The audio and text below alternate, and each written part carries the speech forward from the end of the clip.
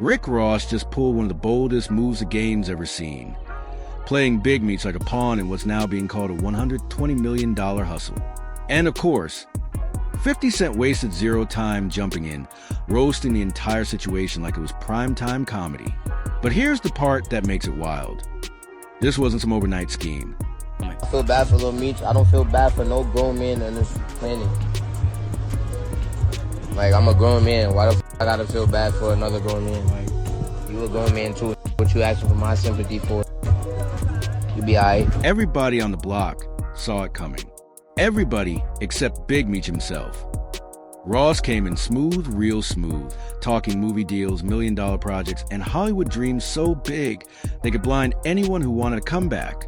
It was all charm and promises, like a fisherman tossing bait into clear water.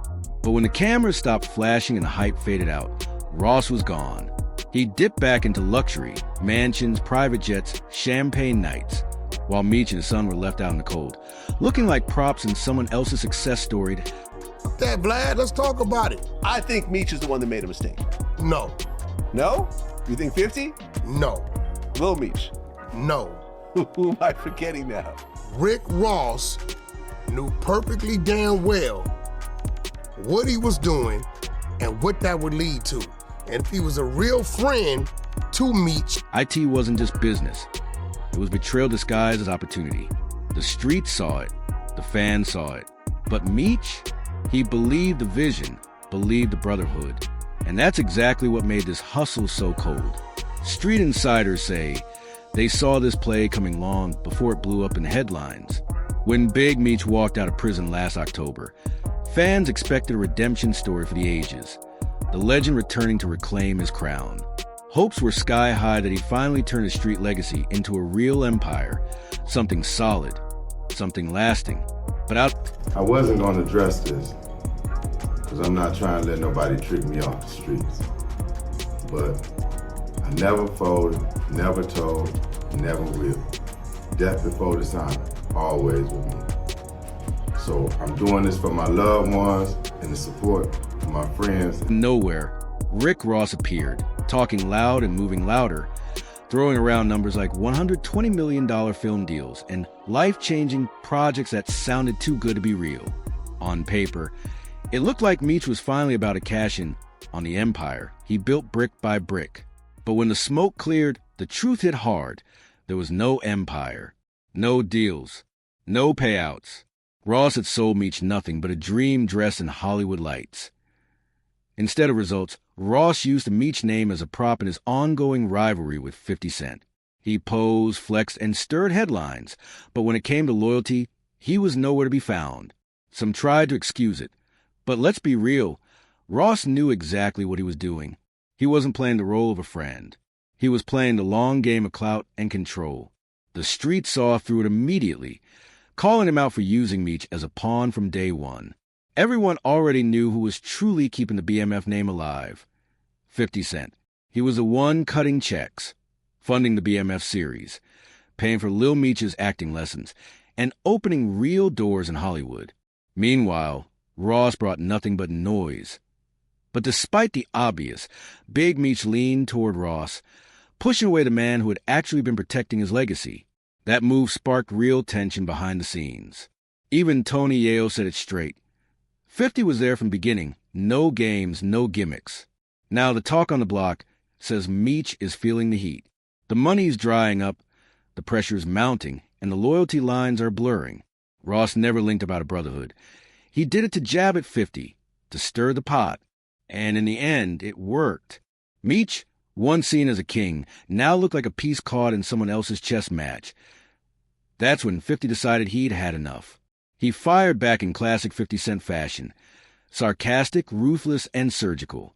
He trolled Ross, claiming the rapper told Lil Meech to hand over his dad's address so he could send some Wingstop wings. It sounded like a joke, but it carried a message. 50 was reminding everyone that Ross wasn't feeding the BMF legacy. He was feeding his own ego. The internet laughed, but 50 wasn't done. He exposed deeper layers, revealing how he'd had to send Lil Meech to rehab after showing up to set intoxicated and losing focus. He even mentioned the infamous Whippet story, laughing at the chaos but using it to prove a point. He was the adult in the room, keeping the BMF name intact while everyone else was falling apart. Through all of it, 50 painted himself as a protector, the one holding the ship together while others were too busy chasing fame. Yet, even with everything out in the open, Lil Meech still sided with Ross, partying in clubs, smiling for the cameras, acting like the streets weren't watching. That's when the laughter turned into criticism. The once mighty BMF image started to crumble, dragged down by bad decisions and fake alliances. When Michael Rainey Jr., 50's Power co-star, stepped in, things got even messier. He called it plain. He didn't feel sorry for Meech or his father. Grown men, he said, should have seen this coming. Then Ross took the stage again, hyping his next event, boasting about cities showing up, talking like nothing had happened. We're making history. But this time, people weren't buying the act. That clip went viral for all the wrong reasons, spreading like wildfire. 50 saw it, laughed, and doubled down, agreeing with Rainey's words and stamping his approval. He made it clear the Meech camp wasn't being loyal. They were being played. And this wasn't Ross's first time leaving people stranded. Word on the street says he once ditched his own entourage during a scuffle in Canada, letting them get jumped while he slipped away, later calling it a test of loyalty. That's not brotherhood. That's calculation. Even Whack 100 jumped in, calling Ross the real villain. He said Ross never cared about Meech's legacy, only about what Meech's name could do for him. And he was right. If Ross had been genuine, he would have moved in silence, built privately, and let success speak for itself. But instead, Ross turned it all into a performance. Deals, cameras, spotlights, making sure every move screamed, "Look at me." In the end, the message was clear. Rick Ross wasn't building for Meech. He was building for Ross. The hustle wasn't about legacy. It was about leverage. And once again, the game reminded everyone, not all loyalty is real, and not every friend comes with good intentions. Rick Ross had been quietly playing chess behind the scenes, slowly turning Big Meech against the one man who had truly rebuilt his son's career, 50 Cent. By the time the dust settled, there was nothing left but smoke, broken promises, and headlines that didn't match reality. 50 even called him out directly, mocking the entire situation. Who owns your masters? I'll buy your masters. It wasn't just a flex, it was a warning.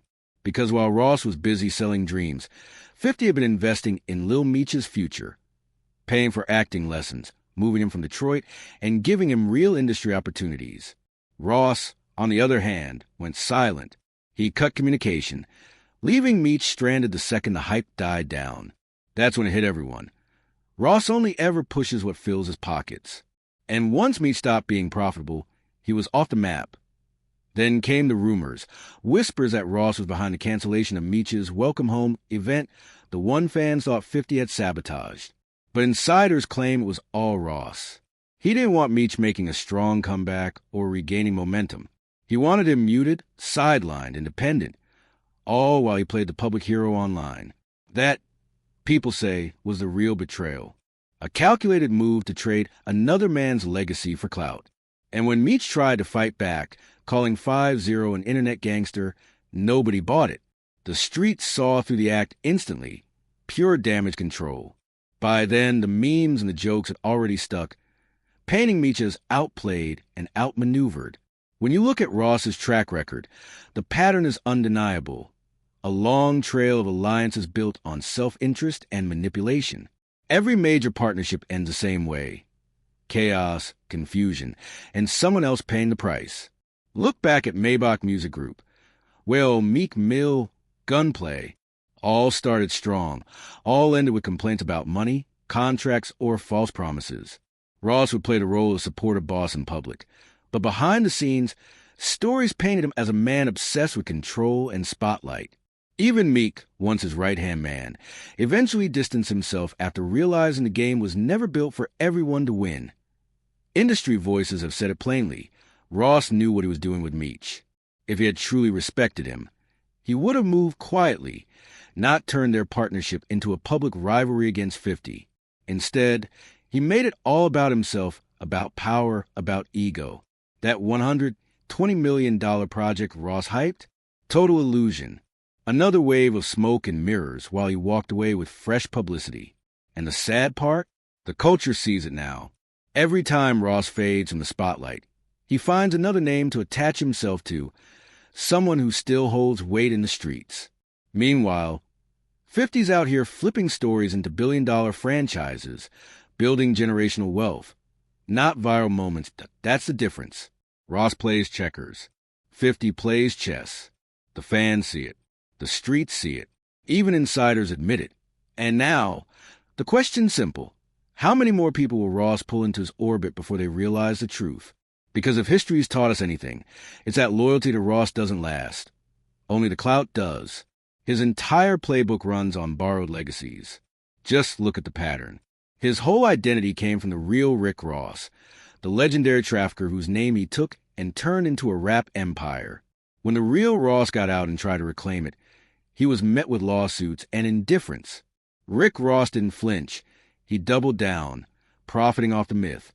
Then came Larry Hoover, another incarcerated icon whose name Ross used for songs, interviews, and headlines. Now with Big Meech, it's deja vu all over again. Another borrowed name, another manipulated legacy. Another man's real story turned into Ross's personal marketing plan. It's the same cycle. Real pain turned into profit. Real loyalty turned into leverage. Ross walks away richer, while the people he stands beside are left in the shadows. And 50 Cent? He called it early, saying Ross never earned respect as a man, only as a marketer. Online, the verdict's already in. One viral comment summed it up perfectly. Rick Ross is a fraud, period. Another said, Ross messed up the whole legacy chasing clout. The people have spoken, but the real question remains. Was Rick Ross just playing the game? Or did he really leave Big Meech high and dry? Was Meech loyal or just outplayed in a much bigger hustle? Drop your thoughts in the comments. Hit that like button. And don't forget to subscribe, because this story, it's far from over.